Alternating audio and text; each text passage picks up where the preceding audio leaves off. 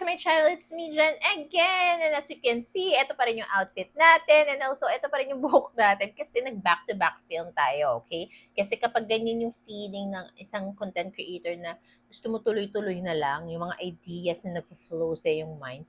May pa ganun pa. Pero anyways, ayan na.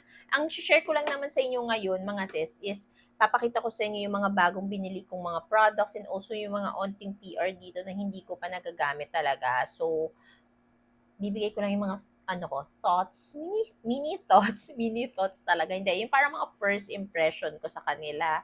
So, yeah, if interested kayo dito sa mga bagong products na to na binili ko, yung iba hindi siya bagong-bago na nirelease ha, bago lang nabili ko. Okay? So, bago kong mata-try na makeup, ganun. So, if interested kayo sa video na ganito, then just keep on watching.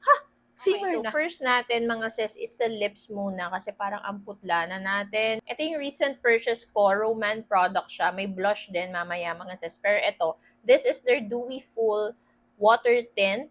Ayan, na lip tint. Malamang water tint nga. So, if nakita yun na to sa TikTok, mag-skip na kayo kasi ganun ulit pa rin yung sasabihin ko na ang ganda niya. And ang dami nagko-comment if long wearing ba siya or long lasting ba siya. It's long wearing because it has stain, okay? So, if kumain ka and uminom ka, feeling ko nagta-last lang siya sa akin ng mga 3 to 4, max na 5 hours, ganun. Pero, pag hindi ka kumain or uminom, naglalas yung stain niya sa akin, like mga 6 to 7 hours, ganun siya.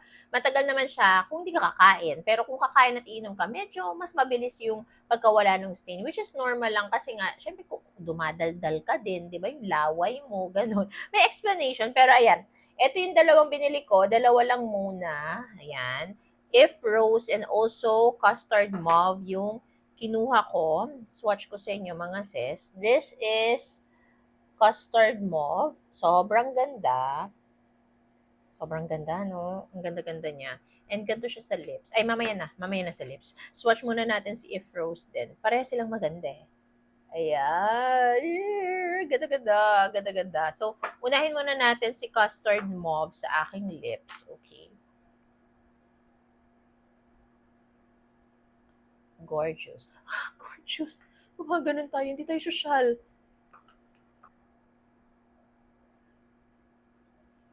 Kita nyo, ang ganda, di ba?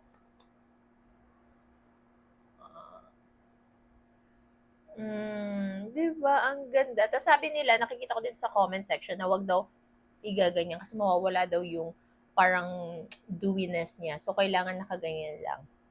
Huwag mo daw pagdidikitin yung lips mo para mas maging long-lasting yung dewiness or gloss sa yung lips. Pero ayun siya, ang ganda. This is Custard Mauve. Ganda, di ba? Ang lakas maka-fresh agad. Pero syempre, hindi pwedeng hindi natin swatch din si If Rose. Okay, so this is the moment na ni If Rose para patunayan ang kanyang sarili. Patunayan. Wala siya kailangang patunayan. Pareha sila maganda. Oh my God. Ayan, tignan na. Si If Rose, para siyang si Pomelo din, dun sa Juicy Lasting nila. And if isasuggest nyo sa akin si Juicy Lasting, na-try ko na din yun. Ang ganda din naman siya. Si Pomelo nga favorite ko din. In fairness, mabenta si Pomelo. Pomelo Milk Tint. Ito.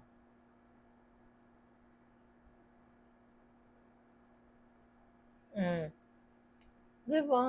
Hindi niya na kailangan patunayan sarili niya kasi ang ganda din niya talaga. Sino ka dyan? Gorgeous. I'm so gorgeous. And this tint is so gorgeous. Look at that, mga sis. Amazable. Tapos parang pinaplump niya yung labi ko. No? Very, Okay, so tapos na tayo dito sa water tint ni Roman and I highly recommend it. I love it. I love it. I love it. Links will be on my description box. Alam niyo na yan. Next naman ito, galing to sa PR ng MAC, mga sis. This is their brow setter. Ito, freshness lang siya. Okay siya, pang, alam mo yun, pang set lang talaga ng brows and also, hindi siya sobrang liquidy, hindi din siya yung messy. Parang saktong-sakto lang siya. Alam mo yun, hindi siya drying, hindi din siya yung parang kasi narinig ko explanation sa kanila doon sa parang workshop nila na pinuntahan ko the other week. Ano lang siya, hindi siya yung pang-laminate talaga. Fresh siya na brow setter siya. Ayan. Ganyan. Hindi siya mabigat. Very lightweight lang siya sa iyong brows. Ayan.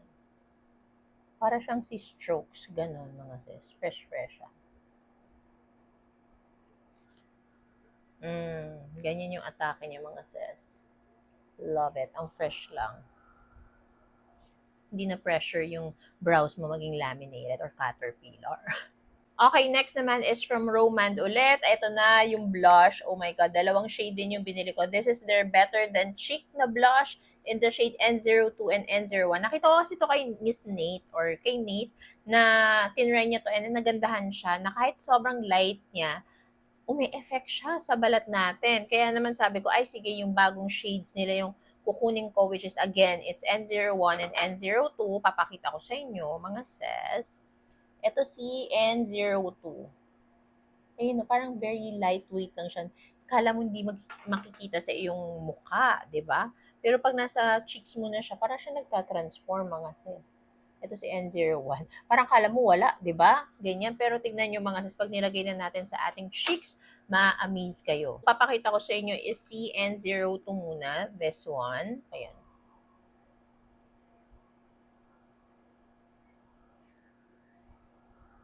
O, diba? Yung kala mo walang ibubuga, may ibubuga pala siya. Oh my gosh, ang ganda niya. Gusto ko sana i-try din sa inyo si N0. Sige na nga, try na natin si N. Sa kabila naman. Sa kabila, baka kasi magtampo naman siya. So, this is N01 naman. Ito N02 ah.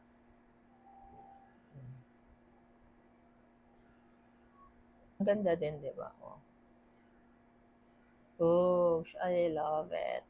N01, N02. And it's long wearing mga sis kasi ginamit ko siya kahapon, morning hanggang hapon talaga.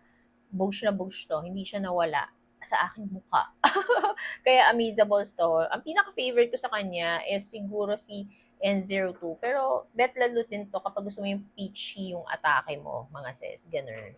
Next naman mga sis, gusto ko i-try ito. Ito yung kasama din sa 10th year na PR ni Happy Skin.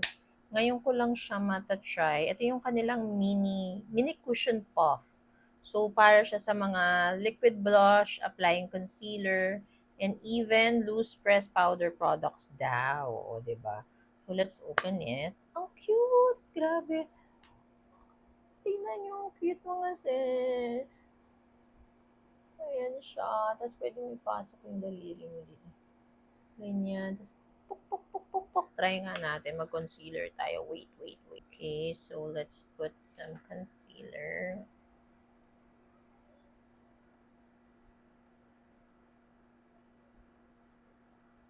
Ayan. Then, let's try to blend it. Na-excite. Amazing siya.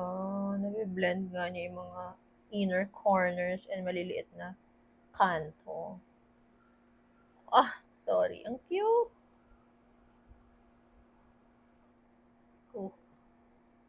Ang cute naman,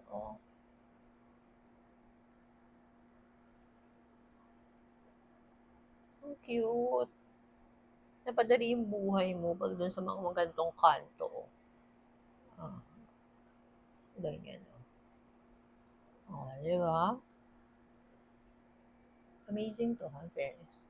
I like it. Next naman, ito PR din to, yung Innisfree on Sebum Mineral Powder. Ganyan siya. Mini lang ata to, kaya ganito. So, let's try it. Sana okay siya. Ganyan siya. Huwag natin tanggalin lahat yung sticker. Pero ganyan siya. Tapos tatak-tak natin. Wala siyang amoy. So, ganyan siya mga sis. Okay.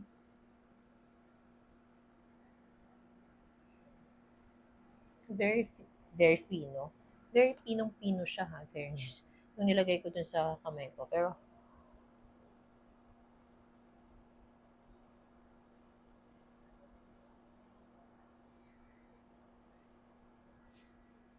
fairness.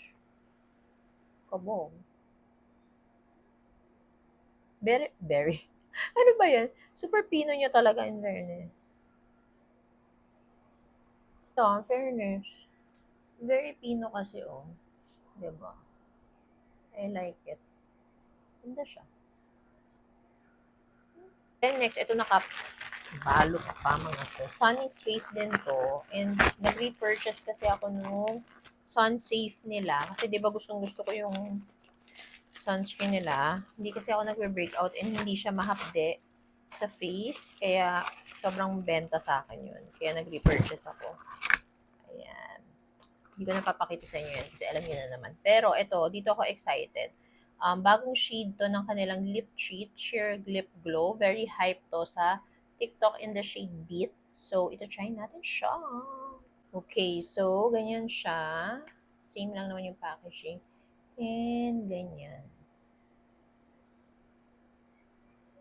Ayan. So, okay lang ba? I-try ko muna sa TikTok. Wait lang, nagpaalam. Oh my God, mga sis, ayun na siya.